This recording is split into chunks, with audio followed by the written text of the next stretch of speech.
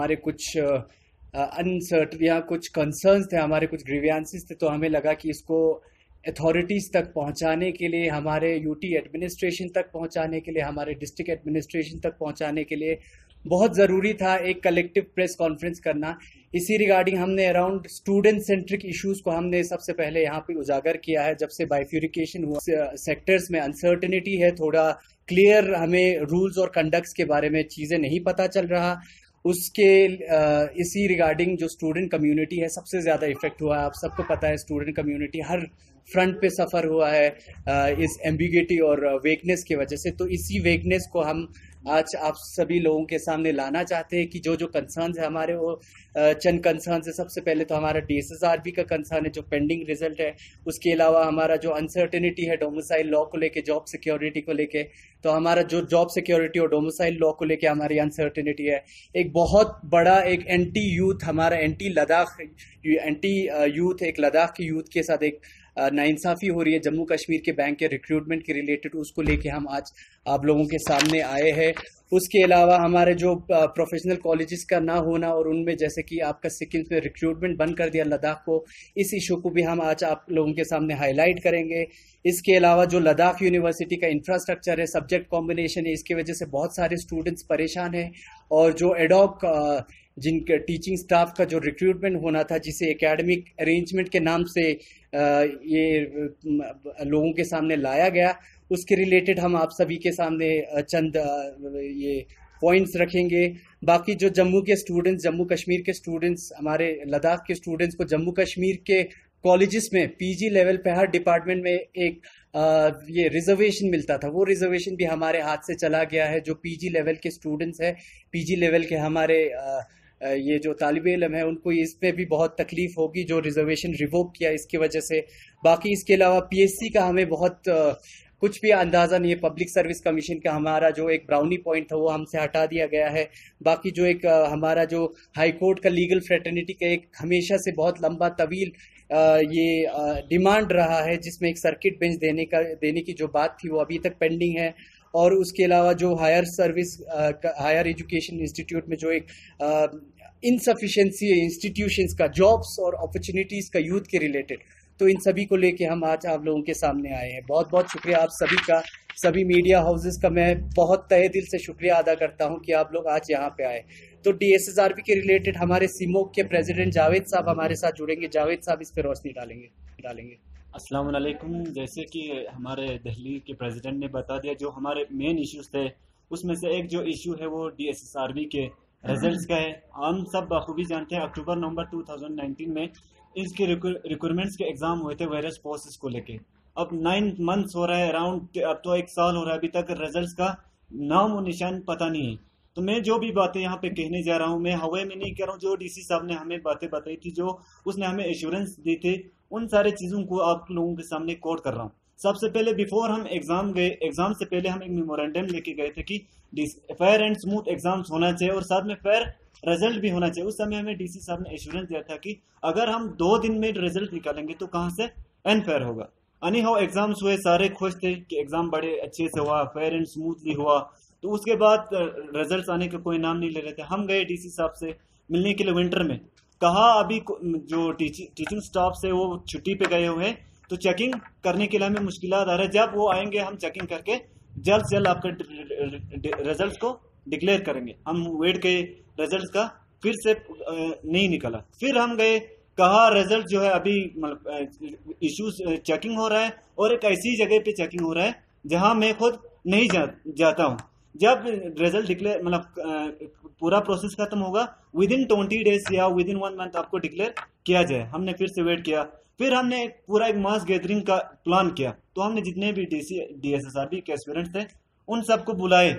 उस समय फिर हम गए DC साहब के पास मिलने के लिए लास्ट टाइम, तो कहा आपका जो है पूरा प्रोसेस जो है वो हो चुका है, चेकिंग हो चुका है, खाली लिस्टिंग करना है। 15 मार्च तक आपका जो रिजल्ट है वो डिक्लेयर किया जाएगा। और हमने मीडिया के सामने आके ये बात बता भी दिया कि 15 मार्च के बाद आपका रिजल्ट जो विद आंसर की 1 बाय 1 डिक्लेयर किया जाएगा। आज 9 महीने से ज्यादा हो रहा है, जबकि DC साहब के हिसाब से 15 मार्च से 20 मार्च तक हमने वेट भी किया कि कहीं चलो 1-2 दिन लगेगा, लेकिन अभी तक रिजल्ट नहीं आ रहा है। हम जानना चाहते हैं जब आपका पेपर चेकिंग हुआ है, सारा तैयार है, दूसरे तो क्यों नहीं रिजल्ट निकल रहे हैं? जबकि शायद रिसेंटली जेई के कैजुअल जो है पोस्ट को खुद ने मतलब ऑफिस में इंटरव्यू हुआ है उनका, खुद का जब रिक्वायरमेंट्स हुआ है, जब वो कर सकते, तो ये रिजल्ट खाली रिजल्ट निकलना है, अभी तक क्यों नहीं निकल रहे? सारे जो हर कोई जानना चाहते इतना डिले क्यों हो रहा है, क्या वजह है? जबकि पहले अप्रहेंशन था, रूमर था कि चेकिंग नहीं हुआ है या ट्रेजरी में पड़ा हुआ, लेकिन डीसी साहब ने खुद हमें एश्योरेंस दिया था कि पूरा चेकिंग हो चुका है, 15 मार्च तक रिजल्ट डिक्लेयर किया जाएगा। हम चाहते हैं कि जो जो एनेक्सिटी जो बढ़ रहा है लोगों के बीच में, एक्सपीरियंस के बीच में, ये जो रूमर्स बढ़ रहा है, इस रूमर्स को आप रूमर्स ही रहने दो और आप अपनी जगह पर रिजल्ट्स को डिक्लेयर करें। उसके अलावा एक और इश्यू जो अकाउंट असिस्टेंट का अभी तक रिक्वायरमेंट नहीं हुआ है, और साथ साथ में उन्होंने जब पहला एडवर्टाइजमेंट निकाला था उस समय 25 पोस्ट का, उसने वहां पे लिस्ट में 25 पोस्ट थे, जब सारे एस्पिरेंट्स ने फॉर्म भरा है तो बाद में 23 पोस्ट विड्रॉ किया जाता है। हम जानना चाहते हैं आफ्टर फॉर्म भरने के बाद, हमने डीसी साहब से भी बात की थी, क्यों विड्रॉ किया जाता है अकाउंट असिस्टेंट का? हम चाहते हैं जो 25 पोस्ट अकाउंट असिस्टेंट के थे, अकाउंट असिस्टेंट के ही हो और उनका एग्जाम्स जल्द से जल्द रिक्रूट किया जाए और मेनली डीएसएसआरबी का रिजल्ट जल्द से जल्द निकाला जाए। Thank you. बहुत बहुत शुक्रिया जावेद साहब। ये सिचुएशन जो डीएसएसआरबी का है वो कॉन्ट्रडिक्टरी भी है, जो गवर्नमेंट का स्टेटमेंट है कि जॉब रिलीज होगा, जॉब निकलेगा, नए जॉब्स निकलेंगे स्टूडेंट्स के लिए। तो जो प्रॉमिस था एक जॉब्स और डेवलपमेंट का नए न्यूली फॉर्म यूटी में, यूनियन टेरिटरी में लद्दाख के, तो कई फिर ख़त्म होते दिख रहा है। जिस तरह अकाउंट असिस्टेंट का जॉब का सिचुएशन आपने जावेद साहब से सुना, या फिर हमारा डीएसएसआरबी के डिफरेंट क्लास 4 से लेके पटवारी से लेके टीचर से लेके जॉब रिलेटेड जो कंसर्न्स थे उनके बारे में सुना।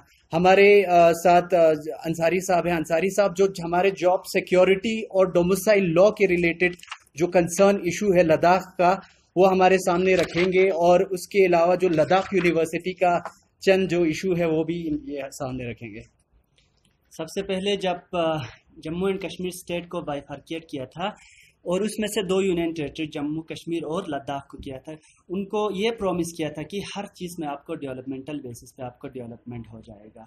जैसे कि फिर जब हम जम्मू एंड कश्मीर स्टेट में था, हमारी जॉब्स को लेके या लैंड्स को लेके सब प्रोटेक्टेड था अंडर आर्टिकल 370 में। उसके बाद जब लद्दाख को यूनियन टेरिटरी बना दिया, उसके बाद हम सब यही उम्मीद रखते थे कि हमारे भी लैंड और जो जॉब्स थे वो सिक्योर करेंगे, उसमें कोई कॉन्स्टिट्यूशनल सेफगार्ड लाएंगे।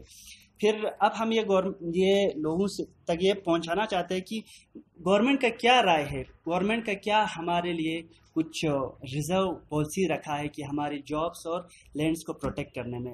रिसेंटली हमने जो देखा है कि डॉक्टर्स के कुछ रिक्रूटमेंट हुए थे, उसमें से हमारी जॉब्स छिन रहे थे, क्योंकि हमारे जो लद्दाख के लिए कुछ पोस्ट थे, वैसे भी यहाँ पे उतने ज़्यादा जो है मेडिकल कॉलेजेस नहीं है, उतने ज़्यादा हॉस्पिटल्स नहीं है, तो जॉब क्रिएशंस भी बहुत कम होते हैं। और जो लद्दाख के पॉपुलेशंस के लिए वो जॉब क्रिएट काफ़ी थे, लेकिन जब बाहर से उन पोस्टों को आप वहाँ से जाके फील करेंगे कि पूरा ऑल इंडिया बेसिस पे, तो हमारे जॉब का कोई सिक्योरिटी नहीं रहते। और हमारे जो यूथ्स थे, जो एस्पिरेंट्स थे, वो यूथ्स के जो बहुत सारे एस्पिरेशंस है, उन सब पे पानी फिर जाते थे कि मतलब हमने इतने पढ़े कि और अपने जगह पे हमें जॉब करने, वो जॉब तो छीन रहे थे। और इसमें जो डोमिसाइल लॉ के बारे में, जो जम्मू एंड कश्मीर के लोगों के लिए अपना एक डोमिसाइल लॉ है, जिसमें अभी कोई भी जॉब निकलते वो लोग अपना डोमिसाइल सर्टिफिकेट मांगते हैं कि जम्मू एंड कश्मीर का है। तो लद्दाख के लिए अभी तक कोई जॉब प्रोटेक्शन नहीं है, और लद्दाख के लिए ना कोई डोमिसाइल लॉ नहीं है, ना हमारी लैंड प्रोटेक्टेड है और ना हमारी जॉब्स प्रोटेक्टेड है। और उसके साथ साथ जो मैं कहना चाहता हूँ कि हायर एजुकेशन के जो लद्दाख यूनिवर्सिटी है, जिसमें हम बीएससी से लेकर पीजी लेवल तक की कोर्सेज थे बहुत सारे, उसमें बिल्कुल ज़ीरो इंफ्रास्ट्रक्चर है। जो लद्दाख यूनिवर्सिटी है, अभी उसका ऑफिस कई ये स्टेट कैंपस में रखा है जम्मू कश्मीर यूनिवर्सिटी के, और उसमें अभी इंफ्रास्ट्रक्चर का कोई प्लान नहीं है, अभी कोई उसके बनाने का कोई प्लान या कोई फंड एलोकेट नहीं किया हुआ है। और उसके साथ साथ जो उसमें एडहॉक बेसिस पे जो एकेडमिक अरेंजमेंट करके उन्होंने एडवर्टाइजमेंट निकाले थे, अभी तक वो फिलअप नहीं किया है। हमारे एमपी साहब ने कहा था कि अभी लद्दाख में 5000 से ज़्यादा हम और जॉब्स लाएंगे। जब तक ये जो ऑलरेडी जॉब्स है वो लोग उनके कोई ये नहीं हुआ है, रिजल्ट नहीं हुआ है, उनका कोई रिक्रूटमेंट अभी कंप्लीट नहीं हुआ है, तो आगे के 5000 का प्रॉमिस का हम अब क्या बोलेंगे उनके लिए कि मतलब कोई प्रॉमिस तो किया है लेकिन कोई जॉब अभी तक वो लोग पेंडिंग जॉब्स है उनको बिल्कुल नहीं किया। और उसका जो पुअर इंफ्रास्ट्रक्चर है, ना कोई क्लासरूम है उसके लिए कोई नया बनाया हुआ है। जब तक वहाँ पे अच्छी तरह से इंफ्रास्ट्रक्चर नहीं बनेंगे तब तक स्टूडेंट कहाँ जाके पढ़ेंगे। जब तक अच्छी तरह से कोई यूनिवर्सिटी का इंफ्रास्ट्रक्चर डेवलप नहीं होगा तब तक कोई जॉब क्रिएशंस भी नहीं होंगे। जब और उसके साथ साथ एक सब्जेक्ट कम्बिनेशंस है, बहुत सारे स्टूडेंट्स अपने मनपसंद के सब्जेक्ट नहीं ले पाते हैं क्योंकि यहाँ पे बेसिकली कोई 2-4 सब्जेक्ट कम्बिनेशंस है लाइक बॉटनी, ज़ूलॉजी, बायोकेमिस्ट्री, जो जनरलाइज सब्जेक्ट होते हैं। अगर उनको कोई स्पेसिफिक सब्जेक्ट्स लेने होते हैं या जैसे मॉलिक्यूलर बायोलॉजी का सब्जेक्ट या कोई एंथ्रोपोलॉजी का सपोज एग्जाम्पल लेते हैं तो उनका कोई कम्बिनेशन नहीं मिलते हैं यूनिवर्सिटी में। क्यों नहीं मिलते? क्योंकि एक तो इंफ्रास्ट्रक्चर नहीं है, वहाँ पे फैसिलिटीज इसलिए नहीं है क्योंकि एक दूसरे के साथ ये लिंक है। जब तक इंफ्रास्ट्रक्चर नहीं होगा तब तक कोई सब्जेक्ट कम्बिनेशन भी आगे से नहीं आएंगे। जब सब्जेक्ट कम्बिनेशन नहीं आएंगे तब तक कोई स्टूडेंट नहीं आएंगे, तो जॉब क्रिएशन भी बिल्कुल भी नहीं होंगे। तो हमारे जो एस्पिरेंट्स है, यूथ्स है, जिन्होंने एक स्पेसिफिक डिग्री किया हुआ है अपने पर्टिकुलर सब्जेक्ट के लिए करते हैं, जैसे मास्टर डिग्री किया हुआ है, किसी ने माइक्रोबायोलॉजी में किया हुआ, उसके लिए कोई जॉब क्रिएशन का कोई मौका ही नहीं मिलते हैं। और उसके साथ साथ जितने भी कॉलेजेस है लद्दाख यूनिवर्सिटी के अंदर और कॉलेजेस में भी बीएससी में भी कुछ माइन्यूट सी सब्जेक्ट कम्बिनेशंस है। बिल्कुल अगर कोई वास्ट कम्बिनेशन नहीं है कि बच्चा अपने स्टूडेंट्स अपने मनपसंद का सब्जेक्ट बिल्कुल नहीं ले पा रहे क्योंकि वहाँ सब्जेक्ट कम्बिनेशन नहीं है। अगर और उसके साथ और बहुत सारे उसमें और डिस्क्रिप्ट करगिल दोनों को बोल रहा हूँ। और ये सारे issues, it is not only Kargil centric but it also includes these all the issues are concerning both the districts of the union territory।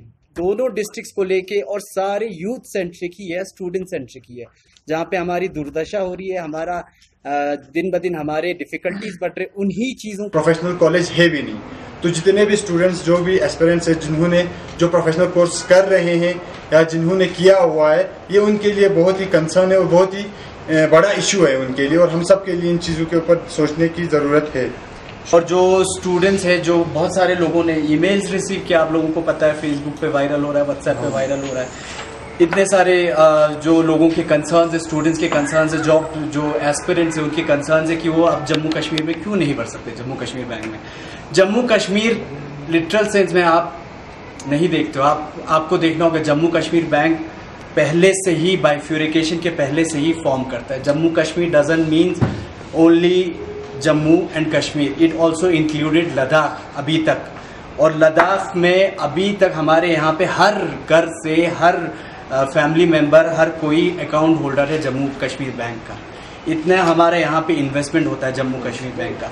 हमें कोई जॉब का पता नहीं है, हमें आउटराइटली रिजेक्ट किया जा रहा है, सीधे सीधे रिजेक्ट किया जा रहा है कि आप लद्दाख से हो, आप हमारे यहाँ जॉब नहीं कर सकते। हमारा यूटी इंतजामिया से गुजारिश है, लेफ्टिनेंट गवर्नर से हमारी इल्तिजा है कि कम से कम इस पे रोशनी डाले, टेकअप करे गवर्नर के साथ, जम्मू कश्मीर का जो गवर्नर है उसके साथ टेकअप करे इस इशू को, उनको भी आगाह करे। हमारे सीसी साहब से हमारी रिक्वेस्ट है कि ये टेकअप करे इस इशू को, क्योंकि ये जम्मू कश्मीर का हमारा जॉब रिजर्वेशन, जो जॉब अनअवेलेबिलिटी रखना, जॉब को बिल्कुल लद्दाख के लोगों के लिए ख़त्म करना, ये एक बहुत मेजर कंसर्न है। इसकी वजह से एक मेजर अनएम्प्लॉयमेंट हमारे यहाँ जो होने वाला है और जो डेफिसिट है वो ऑलरेडी जितना डेफिसिट है अनएम्प्लॉयमेंट का वो that is going to get increase.